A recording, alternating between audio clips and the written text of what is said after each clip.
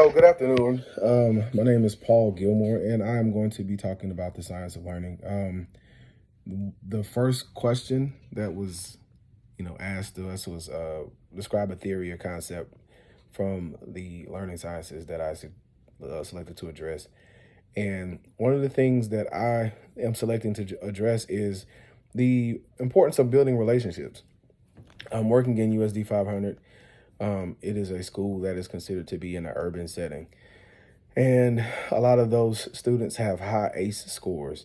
So a lot of the the things that were being spoken of as far as like brain development and things like that, um, especially when it comes to learning new material, those could be halted due to the simple fact that those kids, go through adversity. And in one of the video, the science of learning, it was talking about how adversity disrupts the development of the brains, and then it also impairs the ability for students to be able to develop complex skills such as like self-regulation and later on down the road perseverance, which is resilience. That's kind of the motto that we've been kind of speaking of in our school district this year is resilience.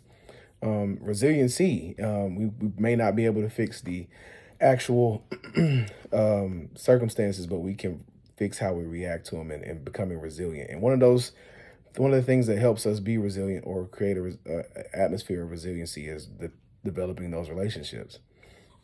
One of the strategies that I noticed or that I listened to was being able to make the classroom as closely relatable to a video game as possible.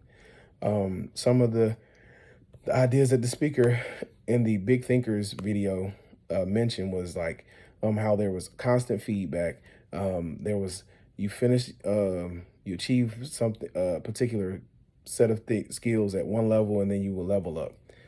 So creating that overload, or not overload, but continuing to increase the load of the assignments, so that way students don't get bored, and that it closely resembles a video game as much as possible. So the efficacy of my strategy, what I like to do is that since I'm a PE teacher, of course, the first week is the week that we build on skills. So for instance, we just finished the volleyball lesson, and for like the first week, we did just setting, bumping, and overhand things, so overhand hitting, and we would do those with a partner throughout the gym. So number one, everybody's working, and so that way you're not like singled out. And number two, it gave everybody like the foundation, and then for those that were excelling in those particular activities, then we progressed on to something further, such as like playing games. And then eventually we worked up to the point where we were able to play full games of volleyball, 6-on-6, with the rotations, with the servings, and things like that.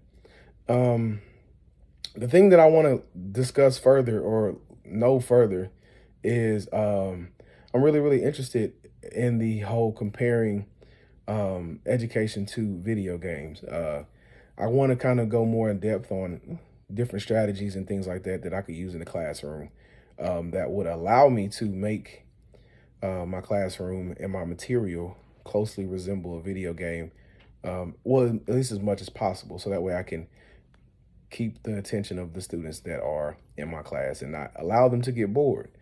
So that's pretty much it. Okay.